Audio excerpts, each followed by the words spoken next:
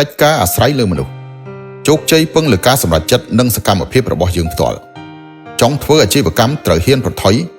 និងចាក់ចែងពីតំបន់សុវត្ថិភាពសុខស្រួលនិងសុវត្ថិភាពមិននាំមកនូវជោគជ័យធំទេត្រូវមានក្តីក្លាហានការចាប់ផ្ដើមនិងការបដិញ្ញាចិត្តធ្វើសកម្មភាព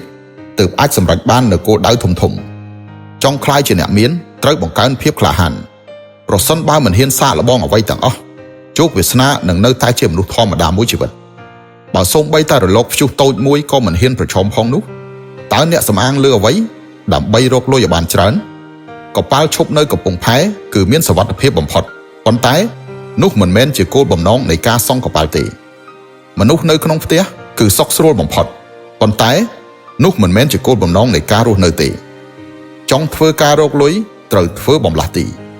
ចង់មានជីវភាពធូរធារត្រូវចេញទៅក្រៅចង់ហោះខ្ពស់ត្រូវត្រដាងស្លាប់ជាមុនសិនមនុស្សចង់មានទ្រព្យសម្បត្តិត្រូវចេះចាប់ដើមគ្មានភាពក្លាហានតើមានទ្រព្យសម្បត្តិពីណាអគារកម្ពស់រាប់រយម៉ែត្រគឺចាប់ផ្ដើមពីដីរាបស្មើនិយាយសរុបមកគឺកិច្ចការអាស្រ័យលើមនុស្សប្រសិនបើអ្នកចង់នឹងកំពុងធ្វើអាជីវកម្មសូមតាមដានមើលការចែករំលែករបស់ខ្ញុំជាប្រចាំវានឹងជួយឲ្យអ្នករៀនបានគោលការណ៍អាជីវកម្មកាន់តែច្រើន